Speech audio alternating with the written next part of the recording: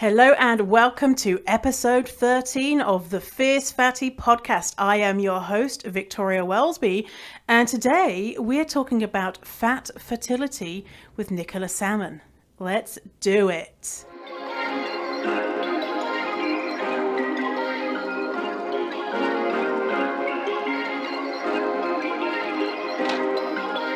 Perfect. You're listening to the Fierce Fatty podcast. I'm Victoria Welsby, TEDx speaker, best-selling author, and fat activist. I have transformed my life from hating my body with desperately low self-esteem to being a courageous and confident fierce fatty who loves every inch of this jelly. Society teaches us living in a fat body is bad, but what if we spent less time, money, and energy on the pursuit of thinness and instead focused on the things that actually matter, like if pineapple on pizza should be outlawed, or if the mullet was the greatest haircut of the 20th century. So, how do you stop negative beliefs about your fat body controlling your life? It's the Fierce Fatty podcast. Let's begin.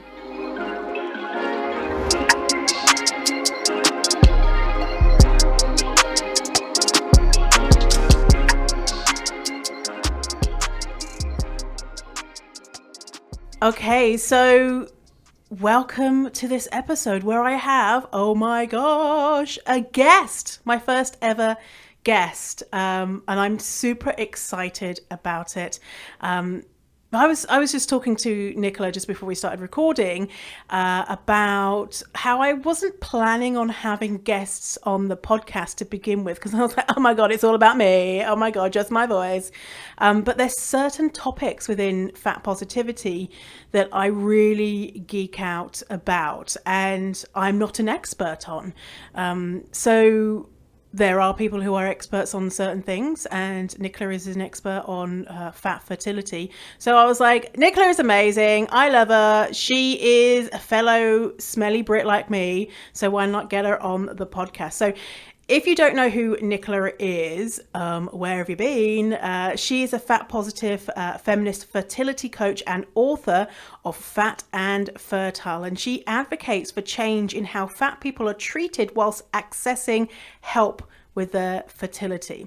And Nicola supports fat people who want to get pregnant using her fat positive fertility framework to find their own version of health without diets, advocate for their bodies, relearn how to trust their body and believe in their ability to get pregnant in their current body. Oh my God, Nicola, you sound amazing. Come talk to me. Welcome to the show. Thank you so much for having me. I feel so honoured to be your very first guest. I'm just doing my little happy dance over here. Yeah. Yay, I'm doing a happy dance too. Happy fatty dance. I wonder what a fatty dance would be, if there would be some sort of fatty movement. What would be the fatty? It'd be belly jiggling. Should be lots of rolls, shouldn't there? Lots of kind of like undulating of like boobs and bellies and yes. Loving it. Do you know what it'd be like? You know the snake, like the snake, but a standing snake, but you're like scrunching all your fat everywhere. Oh, beautiful. That is what it is. Decided, done. Fat dance move for everyone. So Nicola, we connected on. We connected in a group, actually, a totally separate group, in a business group, and you were like, yeah, and you were like, oh my God, and I was like, oh my God, and then we've been connected ever since. So probably a couple of years, maybe a year. Yeah, I'm so happy to have found you in there. Yeah. Like, somebody else talking about this stuff. It was so new to me. Oh, really? No, really? Wow. And you're so you have such an important message, because it's rarely talked about in the fat positive community is fat fertility and the bullshit that fat humans have to go through if they do need help while trying to get pregnant. So let's talk about that. Let's talk about all the bullshit and everything that goes on and all the things that people believe, like fat people can't get pregnant because they're so unhealthy and they're going to die any second and all that sort of jazz. So, actually, tell us first about what you're doing for your clients, and then we'll get into the details. So it started out, my whole business kind of started out because I saw that I was a fertility coach to begin with, kind of just doing general fertility stuff. But then I saw that there was this whole area of fat people who weren't being supported. And as a fellow fatty, I was like, this isn't okay. These people are being left, are being told that it's their responsibility to lose this weight. And it was really it just opened my eyes and completely blew my mind as to how they were being treated. It's, the stuff that I hear is absolutely appalling about how the doctors tell them it's unethical for them to get pregnant, for them to support it, that they can't believe that they would even consider getting pregnant in their current bodies. Like, the stuff that they are telling them is stuff you wouldn't tell, your worst enemy. It's awful. That is just, I didn't want to interrupt you by being like, what the fuck? Oh my God. That was what? Like, unethical to get pregnant? Why would they say that? What's that all about? It's that, I mean, they believe, and I think doctors go into their role as doctors because they want to help people, right? The majority. And I think that they believe that, the fat shaming, the weight stigma, this is a way of encouraging people to lose weight. And it's absolutely ridiculous, absolutely untrue. Just makes you feel like shit, makes you feel like you hate your body even more. And it just sends people down a spiral of, like horrible body thoughts and, horrible disordered eating behaviors and all that stuff. But they think that they're helping at the end of the day. And, for me, it's such a big part of my work now to change that attitude and to advocate and put activism into my work so that we can change the system supporting this. Because it's fine and dandy me supporting these people, going into their doctors and, trusting their bodies and all this stuff. But until we change the systems, it's not going to get any better for the next generations of people. And we need to change that so that these people have an equal and fair, result, chance at the system. They need to be able to get the same support and that they need for their healthcare as everybody else, regardless of their body size. And so the people that come to you for your expertise, they have tried to get pregnant, but they have not yet been successful, or they are pregnant, or a mix of the two, or yeah, tell us what type of clients. It's a mix of the two. So often I will help people get pregnant and then help them supporting them throughout pregnancy, because it doesn't stop once you get pregnant. Like, the shame and the judgments and the awful behavior from healthcare professionals does not stop once you're pregnant. There's kind of, in the UK, for example, the British Midwife Association has a link with Slimming World, so they will recommend people go to Slimming World when they're pregnant. If No. body, yeah, What?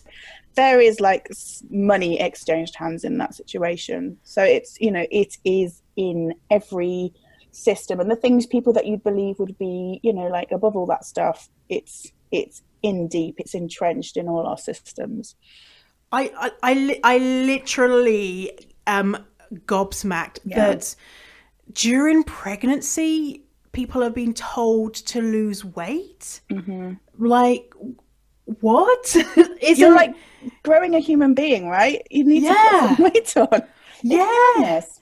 And because a diet is literally starving your body, and the amount of negative health outcomes that comes from dieting, it that seems like on a whole nother level of fucked up. Like, telling someone to lose weight generally is like fucked up, but while pregnant, like, you've got to worry about growing a human and worried about what people think of you, and now you have to also worry about starving yourself. Like, oh. Yeah, and it means people dread their appointments. It means people like don't want to go and see their midwife because they're worried what the scale's going to say. It means that they are not getting the same access to birth choices when they want to, when they are giving birth, because they're saying, oh, well, you're too high risk of this and you're definitely going to get gestational diabetes. And we know that the risks are higher for people in bigger bodies to have some of these pregnancy related conditions, but I believe so much of that is due to the weight stigma. There is so much evidence out there that supports the fact that weight stigma contributes to these negative risks in health.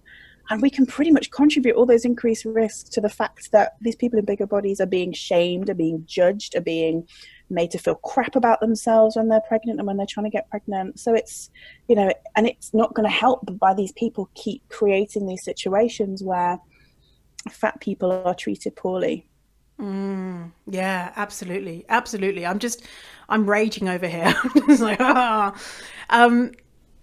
yeah, absolutely. And so tell us about before you get pregnant, some of the ideas, and maybe not even just fat bodies, the ideas that we've been told when you reach a certain age, then your chances of getting pregnant are like 0%. Like as soon as you hit age, I don't know, 30 or 20 or whatever bullshit age that they say, the how that is potentially misinformation, and also maybe the access that fat people are denied when it comes to help with their fertility.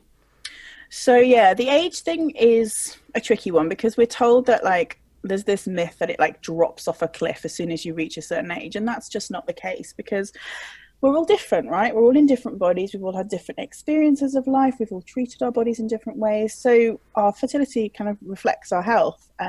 It's not a separate component that is just sitting over here doing its own thing. It's part and parcel of how our body's showing us how well it is. So it makes sense that some people can get pregnant in their 40s. Some people, they need some more help earlier on. So it's just really not making people feel crap that they've left it longer, or not making people feel crap that they that they aren't able to conceive naturally. And it's about just really supporting people where they're at in a non-judgmental way, in a as helpful as we can way in the systems that we're working in, and just being like helping them in every way, both physically and mentally, because this is a huge mental process. Trying to get pregnant, getting pregnant, this takes up people's whole entire lives. Their whole life will revolve around this act of trying to conceive. And when it's not working, when it's not happening as quickly as you think it should, because again, there's so much misinformation around that. So many people think as soon as you stop taking contraception, that's it, you're going to get pregnant, because that's what we're told in school, right? Mm-hmm. Don't touch boys, you're going to get pregnant. Yeah, I remember one time I wanked off a boy in a club and I was like, oh my God, I'm definitely pregnant. And all I did was wank him off. Like there was no jizz up in my coochie, nothing. And I was like, definitely pregnant. Oh my God. Anyway. That's it. It's just ridiculous. And I think if we were taught earlier on about, what our actual cycles are and what actually happens and how it impacts our bodies, it would, make a huge difference to how people show up in the world who are kind of, female assigned at birth. So it's challenging. And for people who are in bigger bodies, well, they have to contend with like strict BMI cutoffs for the UK and the NHS. So you have to be under a BMI of 30 to access any NHS funding for fertility treatment. 30? That's small, right? I know. Most clinics, private clinics where you actually go and pay to have treatment in the UK, their BMI is normally around 35. And it's similar in the US, depending on your insurance and depending on what state you're in, what clinics are around. It's such a huge variety, and there really is no consistency. There's no reason for those BMI cutoffs. It's completely arbitrary. And we know BMI is bullshit anyway. So it's just, it's so infuriating, because I'm talking to these people. I'm like, there's so much that, the fertility doctors can do to help you, but they refuse to. So some of my work, I've been helping people advocate against that. And we've had some success, which has been incredible. But to put that kind of energy into even getting to the first stage of this can be traumatic treatments, IVF and stuff are nothing you take on lightly. Is it's not fair for them, and it's not something that they should have to do. It's a different level of cruelty to deny someone the chance of having a child because their body is not thin. And I'm thinking about, obviously you mentioned before BMI is bullshit, but I happen to know my BMI just because the doctor annoyingly told me recently is 37, and I am a small medium fat basically. And so that means that someone would have to be theoretically straight size, a thin person, to access help. And as we know, most people are not straight size. It's more common to be fat than it is to be thin. And so it just seems really, really fucked up. Yeah, it And really is. yeah. So people who go to, like even a private clinic or the NHS or whatever, and they have a higher BMI, is it literally just, no, go away, you're too fat? Or is it kind of like, Yeah. No. literally go away, you're Yeah. too fat? Sometimes they don't even get in the door. The GP won't give them a referral to the fertility specialist because they're like, no, they'll just deny you, go away and lose weight and come back. So people are left with a choice. They either go and try and lose weight, and normally that is like, I want to lose weight as fast as I can because I'm worried about this age thing that's like the ticking time bomb in the corner. Yeah. So then they'll go on the low calorie diets or the very low calorie diets or, whatever it is. And that is then going to have a really negative impact on their fertility because they're starving their bodies, and it just makes no sense. Yeah, so I was just thinking that, like, engage in eating disorder type behaviors and make your body really sick because it's starving, and then you are quote unquote well enough to try this treatment when they were well before, theoretically. So people are having to choose between starting their family or having an eating disorder, right? And it's the most infuriating thing is, when they know that it's a male factor thing. So for a heterosexual couple, that it's the male factor that's the problem, so they need the IVF, everything's perfectly fine, they've tested great for the female, but she's in a bigger body, still denied. No! Yeah. Because how messed up is that? Because they say just IVF is less successful in fat bodies. Yeah, they say that, but there's no evidence. It's so much research now to support the fact that IVF works equally well across the BMIs, and it's really just the fatphobic attitudes of the healthcare professionals, and that maybe they're not set up to support people in bigger bodies. They're not trained enough to deal with bigger bodies. Like you can't see me right now, but my eyes are wide, my mouth is agape, and I'm just, it's like, I knew about this, but I thought there'd be some kind of like, well, clearly you're healthy, so you're an exception or something like that, where it's just a straight no. Yeah. So what do these people do who are then denied, and they can't lose weight, or they don't want to, or or whatever? They're just they're not given any support. They're not given any advice. It's either lose weight or don't come back. And so they just have to try and conceive naturally. Yeah, but if you know that something's wrong, if you know that maybe you've got blocked tubes or that it's your partner's issue, then you really are stuck. You have to save copious amounts of money to try and find a private clinic, which there are some that will support you regardless of your BMI. They are few and far between, but there are some. Or try and lose the weight, which we know is futile anyway for 95% of the population. So it's one of those messed up games of like money versus health. It's just yeah. And I wonder, because the UK is pretty fat phobic, like living in North America for 10 years and then coming back, I've been here in Ireland for a year, seeing it's fat phobic in obviously North America, but it's different type of angry fat phobia here. And so I wonder what it is for the rest of the world. Do you think this is pretty standard, or is this exceptionally fucked up for the UK?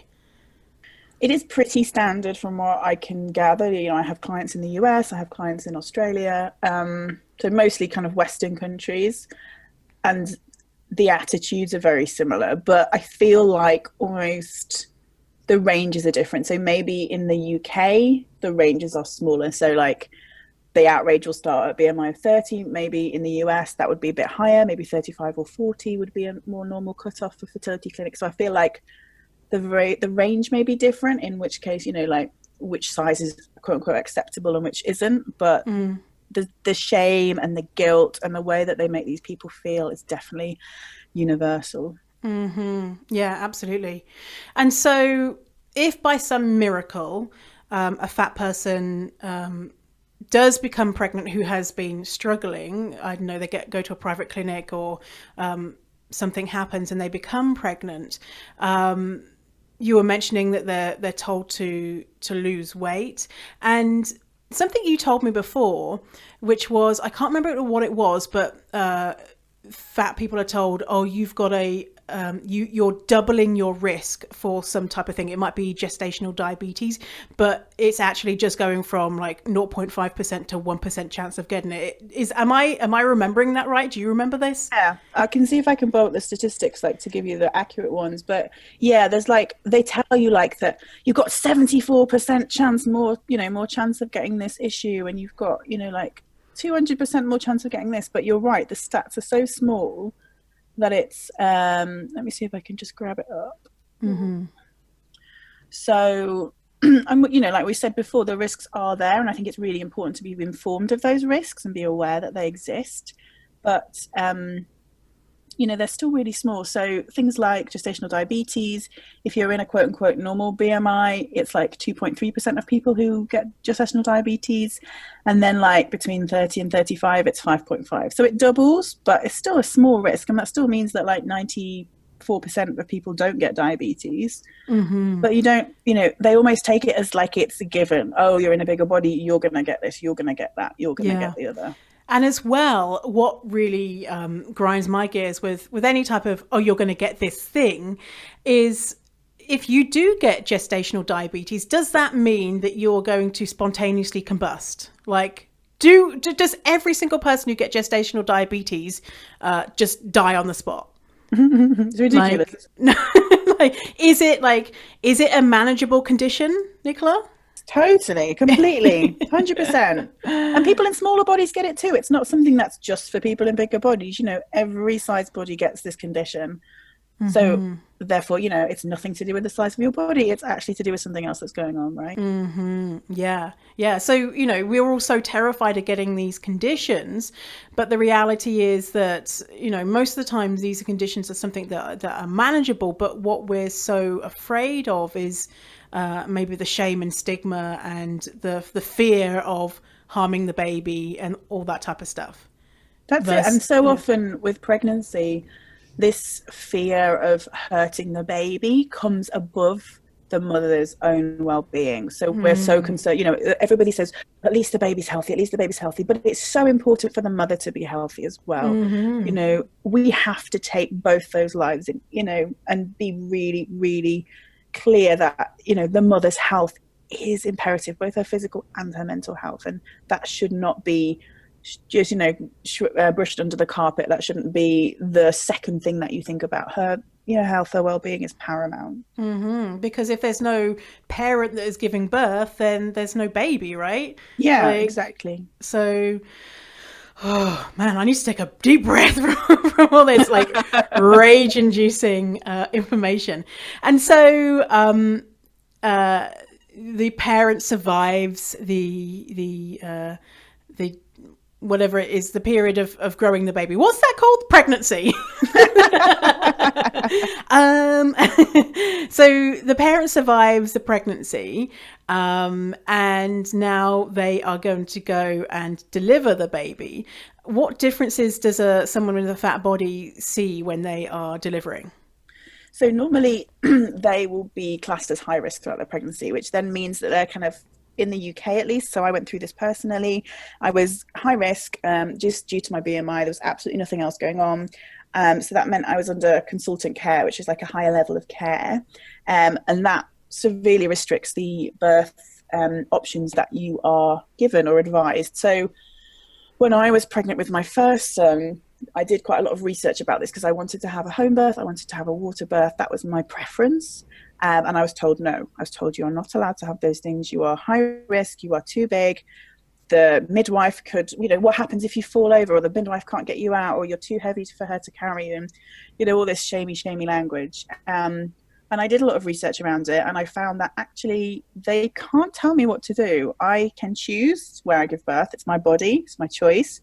So I could have a home birth if I wanted to, and they would legally have to support me with that. So that's what I did. I told them that that's what I was going to do. In the end, I didn't have a home birth because of some other things that was going on, and I made the decision to go into hospital. But unless people know this, unless people are aware of their rights in their healthcare, in general, but also like with giving birth, you can be made to feel like it's not a choice. So you're told that you have to go and have this consultant-led care in the hospital, labouring on your back, which we know isn't the best thing to do anyway. But it just severely restricted my options, and it was, I was treated in a very different way than what I feel I would have been treated if I was in a smaller body. And made to feel almost irresponsible because I'd let my body get to this size, and it was, like, how dare I do that to my child? Nothing happened. Everything was fine. Everybody was healthy. But yeah, it was a sobering experience, to say the least. And was that your first introduction to the world of fertility and birth and fatness, or were you already doing it? Yeah, it was my first experience of really seeing fat phobia in action, and I wasn't really aware or have the language for it at the time because I was still very much entrenched in diet culture. But it was my first ever time of advocating for myself. Before that, I was always just a goody two-shoes. Yes, I'll do exactly what the doctor says. I'll do everything they tell me to do. And it was the first time I'd really ever stood up for myself. So that was a really big moment for me, and definitely one that propelled me down this path. Yeah, that's so incredible because I can't even imagine being told you are high risk, and if you do a home birth, then who knows what's going to happen, kind of thing. To have the strength to say no, like I'm going to do it my way. That's pretty amazing. Oh my God. It took a lot, and it took a lot of energy, and it took a lot, especially being, like 8, 9 months pregnant at a time. That's not an easy stretch of the, kind of the thing that you're doing to your body. So yeah, it was a lot. And again, these people shouldn't have to do that. They should be allowed to have the choices that they want to make and be supported on that, and not have to have this extra battle and this extra fight and take this extra energy, because some people won't have that energy because pregnancy can totally deplete you, and you can feel like you've got nothing left to give at the end of it. And that's so normal. Yeah, especially absolutely. if you're working. So many people work throughout their pregnancies and are not able to take time and rest when they're pregnant. So it's a lot to ask of people. And then you go into new motherhood exhausted, like you've just had this battle on your hands that you never wanted to have in the first place. Then you've given birth, and now you've got a human to take care of. You've got no idea what to do when, you're not setting up new mothers' mental health in the best way when you are giving people, like putting people in that position. And so you mentioned that you were told that you were higher risk because you have a bigger body. What's the reality behind that? Like, are people in bigger bodies at higher risk for, death or the baby not living and things like that? Or is that exaggerated? So this term high risk is really quite it's like a kind of all catch all. So they'll just label you high risk. They don't really talk about what high risk is, or they didn't for me. But high risk is that you are at higher risk of things like miscarriage, stillbirth. We talked about gestational diabetes, preeclampsia, all these things. But realistically, it's the risks are there. The risks are high. The risks have been shown in evidence, but they haven't accounted for things like a lot of these people have been dieting beforehand, or a lot of these people have been like treated differently in their pregnancies. And we know for a fact that for people of colour in the UK, their death rate when they are giving birth is ridiculously higher than non-people of colour. So we know that the fact that there's this marginalisation for people of people of colour has an impact on their death rate when they are pregnant, and that is not acceptable. It's something, there has to be something done about that, but we can see that marginalisation has an impact on that, and there's no reason to disagree that that plays a role in how pregnancy is dealt with and how birth is dealt with, because obviously it plays a huge role. Yeah, absolutely. Yeah, it's that idea that just because you have a fat body, the fat body is the thing that is responsible for any type of health outcome. But exactly like you're saying about people of color and their astronomical death rate. And so you can't say, okay, people of color, their bodies are just more at risk for dying. It's not their bodies, it's their experiences systems. and the Yeah. systems, yeah, and the experiences and the systems of fat people, it makes total sense that that is what is making them at higher risk for certain things. And I just imagine like giving birth, being so vulnerable, and having people around you that you know don't approve of your body or think that you are a bad parent because of the size of your body is going to do no good for for the experience and for your brain and for the health outcomes that you're going to have. Well, we know that, giving birth, the best way to get a good outcome is to have a safe birth, to be in a safe environment, all the hormones that were involved in birth is all around kind of oxytocin and creating this, like feeling safe and feeling secure. You cannot do that in a brightly lit hospital room with doctors around you telling you that, oh, I can't put this monitor on your belly because it's too big and it's not working. And in my first one, they missed my, what do they call it? Can't remember the word for the drug now. I had an epidural, and the first time they put it in, they missed, so it didn't work.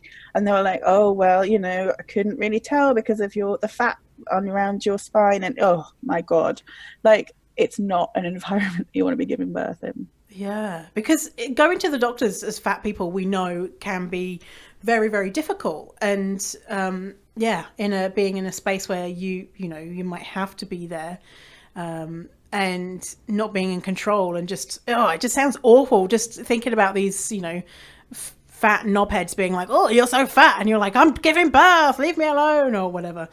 Just so vulnerable, yeah. It's the most vulnerable time of your life, and it's not a super safe place to be as a fat person, for sure. Yeah. And so what about C-sections? Is there anything like that fat people are not given C-sections if they need it, or they're given too many C-sections, or? They're given too many. People see people giving birth naturally in a fat body as too dangerous. So their C-section rates are so much higher for people in bigger bodies. Mm-hmm. And again, you totally should be free to have the birth that you want. And if you want a C-section, that is totally, totally respected and fine. But you shouldn't be made to feel like you have to have one because of your size of your body. Like there are benefits to having vaginal births, there are benefits to C-section, but you should be given the option and you should be allowed to make that decision on your own.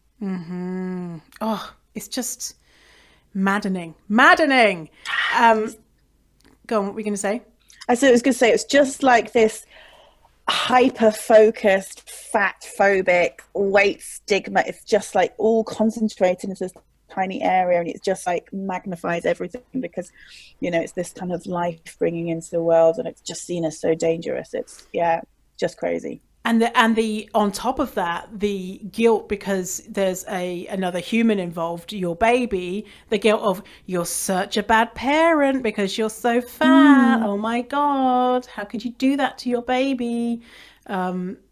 Yeah, actually on that TV show that I was on, Who Are You Calling Fat? One of the people on there, she had given birth and she had gestational diabetes, and she was there crying saying, "I feel like such a bad mother." And if I was there in that moment, not that she would have wanted me to be like, no, you're not a bad mother because you are fat and you had gestational diabetes. You're a bad mother if you are a dickhead to your kids and cruel and things like that. Like things that are in your anybody. Control. Yeah, right. You had gestational diabetes and you were fine and the baby was fine, and but it's really hard not to believe that because we're told being fat is a personal failing, and then when you have another person involved, the baby, then you are just a monster for choosing, quote unquote, choosing to be fat. Oh, and the thing is, it doesn't stop there. Like the doctors are talking now about like fat babies, so like fat people having a higher risk of having fat babies, and then oh my god, like what can we do with these fat babies? They're making it seem like this poor child who's barely been born is now like a health risk of all these other things going wrong in their life. They're 5 minutes old and already they're labeled as fat and unhealthy. Like it just doesn't stop. It's a joke. I'd never heard about that before. I always thought like having a fat baby was like, oh, good, they're fat, they're like sturdy, they're ready for the world, but now they're like, no, they're not svelte enough. Yeah, well, no, they're too fat now. And I read the heartbreaking story about this. I can't remember where I read it now, but it was this woman who was so worried about her baby being fat that she wasn't feeding her enough. So she wasn't giving her enough milk and giving her water instead because she was worried about her being too fat. This is a baby. Oh, and And what? so the baby got so malnourished that the baby died. And that's, Oh my how do God. we get to a point in our society where people are so worried about how big their babies are that they are doing this to them? Oh my God. Like, it's very common to be like that with, I don't know, toddlers up because, parents are so terrified that their children are going to be fat. But I never, I mean, I'd heard, I watched that, there was that one film. Do you remember seeing that film? The film? No, you're like, what film, Victoria? There was Phil. there was a film where it wasn't a true story, but the mother was only feeding the baby like vegan food, and then only feeding it water and things like that. And Oh, I've not seen it, but I I've think heard of. I think Adam Driver's in it. I might be wrong. Anyway, and so I knew that was a thing in fiction, but seeing it play out in real life, and obviously it's happened before, and I wonder how, it just goes to show how powerful fat phobia is, that you could think, genuinely believe that was what was best for the baby. Yeah, It's just, it's terrifying. yeah, yeah. Well, I want there to be lots of fat babies and, chubby legs and big fat cheeks and all that sort of deliciousness. Oh, Yes, just, yummy. yes. And so, after the baby is born, is there any issues accessing care then? Or is there a different type of care then if you are in a bigger body? It's tricky because a lot of people are kind of left to their own devices after their baby's born. There isn't a huge amount of postnatal care in our country, and as far as I'm aware, it's not really a big thing in any of the Western countries for the clients that I work with. But what I can say is that kind of once you've given birth, like literally as soon as you've given birth, your body again becomes almost public property, and they're like, oh, so what you're doing to lose the baby weight, and oh, have you heard that breastfeeding helps you lose weight? And the losing weight, the diets, the targeting on social media from all the like get fit, do this with a post baby body stuff is strong. Like the message is strong that you have to shrink your body again. Yeah. Summer Innanen, who's my friend, she does the same thing as me, and she has a baby, and she was just like, it's just wicked how everything in the pregnancy stuff that she is reading is, well, make sure that you're not fat and lose the weight, and just constant, you need to be thin and get your sexy body back and all that sort of bullshit. And Yeah, obviously I've not experienced that, but it just makes me want to stab someone in the face. that's it. Again, these women are, and humans are such a vulnerable time in their life. They're taking care of a tiny new human. They've got no idea what they're doing. And they're being bombarded again saying, your body's not enough. Your body, you've got to do this, you've got to do that. And it's like, it's so bad for your mental health. So bad.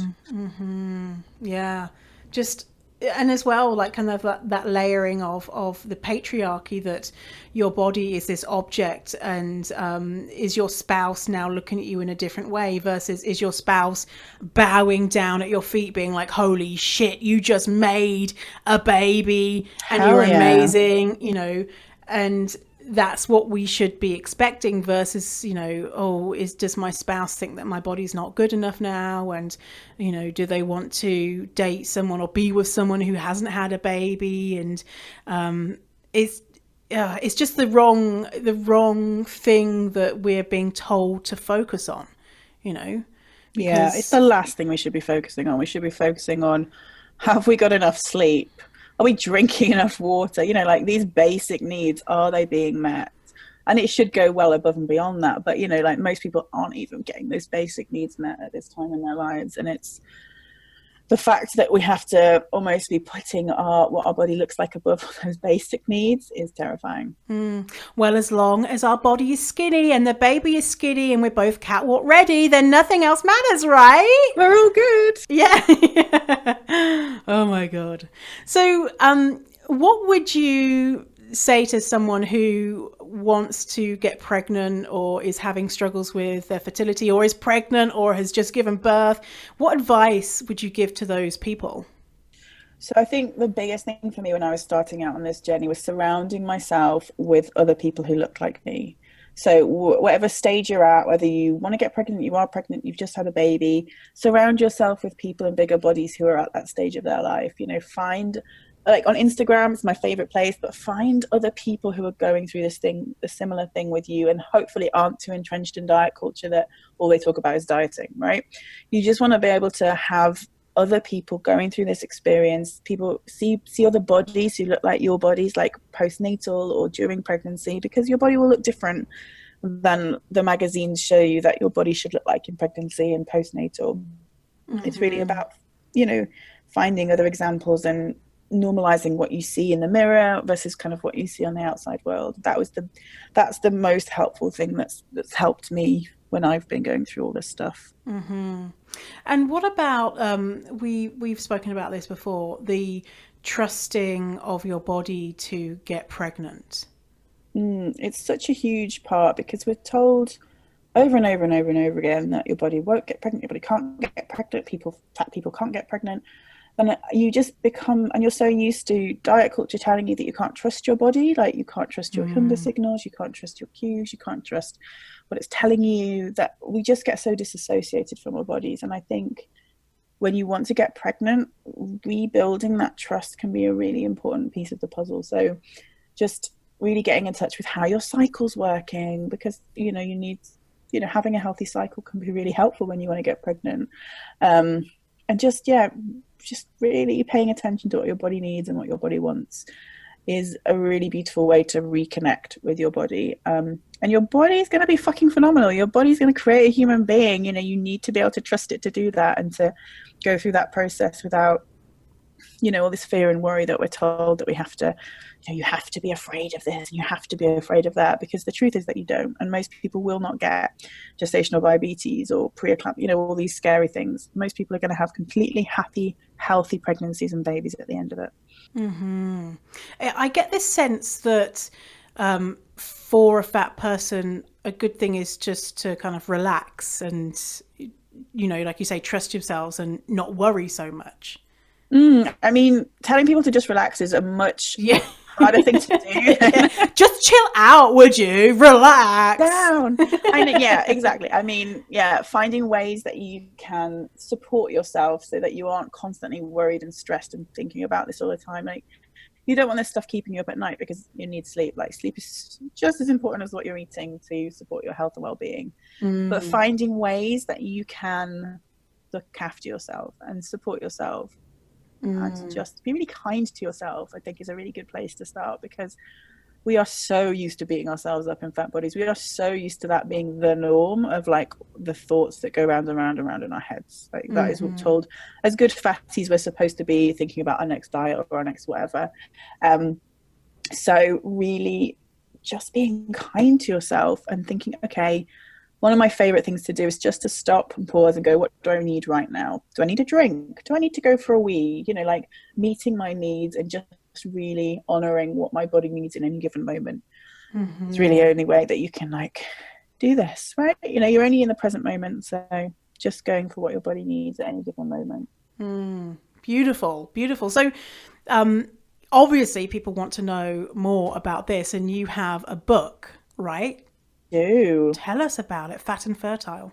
So I self-published it about 6 months ago now, and the response I've had has been phenomenal. I am so grateful. It took me a long time to write because I was absolutely petrified of being a fat fertility coach. You know, like, this is kind of when I was coming to terms with, you know, does this mean I'm going to have to be fat for the rest of my life? Does this mean I'm not going to be happy? You know, I had to work through all that shit that I'd kind of taken on board.